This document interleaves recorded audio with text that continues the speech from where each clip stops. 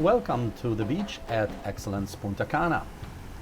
If you're wondering about seaweed, rip currents, beach crowds, vendors, the vibe, we've got you covered. Stick around as we share our experience and get you all the answers. We are kicking things off at sunrise, and for a very good reason. If you enjoy spectacular views and are hoping to catch a sunset, oops, you will be disappointed, as sunsets here happen behind the resort. However, you may substitute those for your consolation prize, the sunrises. Believe me, they are equally as nice and worth getting up for to take some memorable pictures.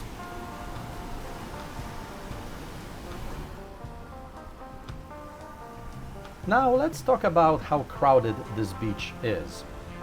We are walking next to the Excellence Club beach, which is the premium side of the resort.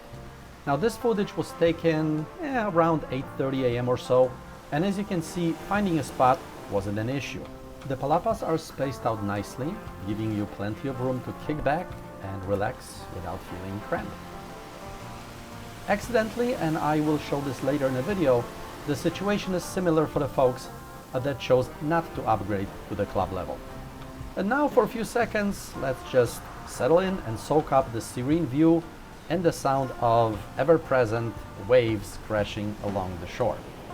Speaking of waves, during the 8 days that we spent here, waves were a constant presence, even on calm, windless days, which was kind of surprising to us. Don't get me wrong, they really add to the ocean's beauty and create some spectacular visual effects, but don't forget, they also pose a real danger of rip currents. So even if you are a strong swimmer, and I consider myself to be, I would not recommend swimming too far out along the main beach. If you like swimming, I would suggest you take a short walk just past the north boundary of the resort, right by this palm tree, where you will find a much calmer stretch of water that's absolutely perfect for a refreshing swim.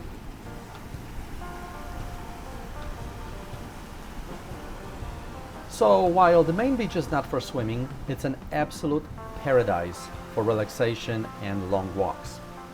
This beach stretches for almost half a mile and is completely free of any seaweed or any other sea debris.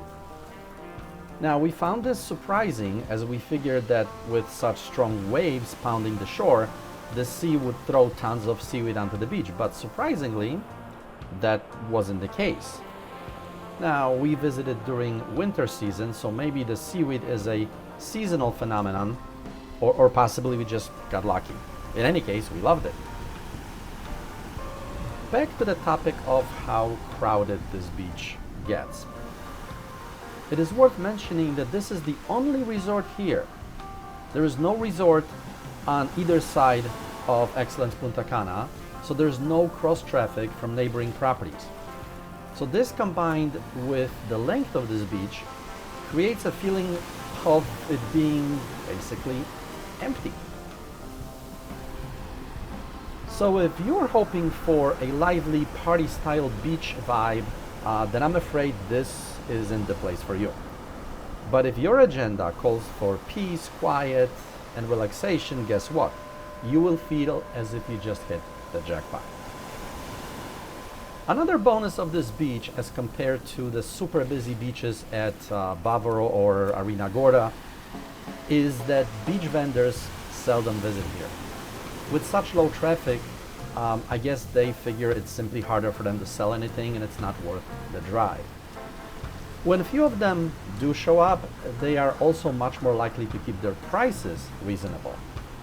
See, I remember staying at the Iberostar Grand, which is kind of Bavaro/Arena Gorda, and being asked to pay $40 for a picture with 2 parrots.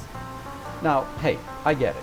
Everyone needs to make money, but $40 to take pictures with my camera? Oops, it's a bit of a stretch. By comparison, after some friendly negotiation, here's what we got for as little as $50. That's so cute. Oh, you like that? Oh. Yes, cool. Hey, you like that? It's cookies. Say something. Oh, you're so cute. He likes it. What did you do with it now? Oh, what you got there? What do you have there? Let me see. Let me check. He's trying to find out what I did with it because he liked it. Microphone. Oh, you. Ah, this is so cute. Oh my God, look at this.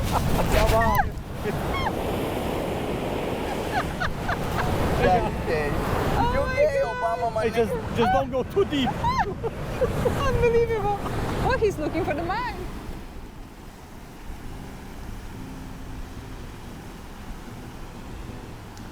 Alright, but let's say you'd prefer to avoid encounters with beach vendors entirely. Or maybe you just don't want to get your feet wet or simply dislike the feeling of sand between your toes. But wait a minute, then why would you be planning this vacation, right? In any case, you can still enjoy a walk along the beach by using the Boardwalk.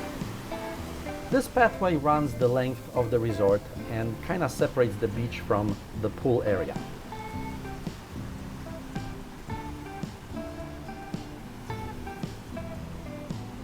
It's perfect not only for walking but also for relaxing, with plenty of great seating to hang out, take in the beach views, or dive into a good book.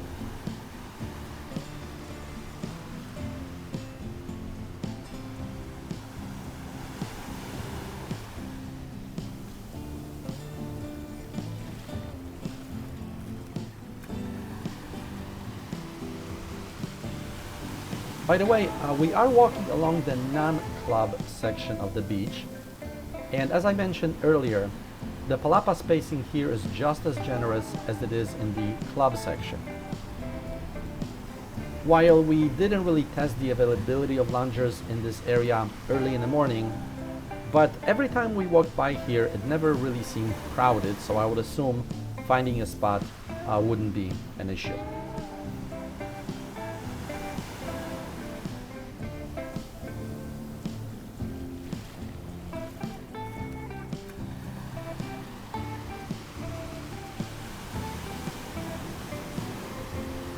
About halfway along the beach, we pass Las Olas, kind of a typical beach bar and grill.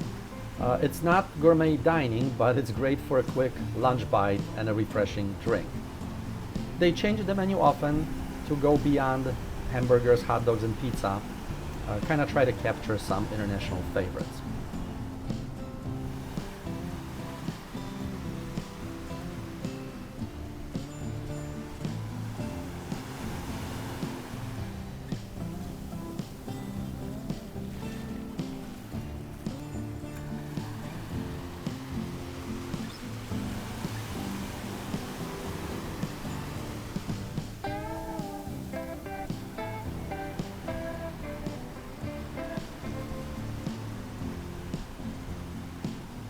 A little farther down, about midway between Las Olas and the club beach, is the beach games area.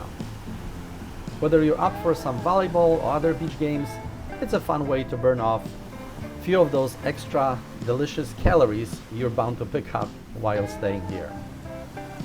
If you are curious about the dining options here, please be sure to check out one of the videos on our channel where we cover all those tasty and not so tasty details. We hope you've enjoyed this quick beach overview. If you find it helpful, please consider subscribing to our growing channel. Give us a thumbs up. We look forward to sharing more vacation experiences with you. Till then, happy travels!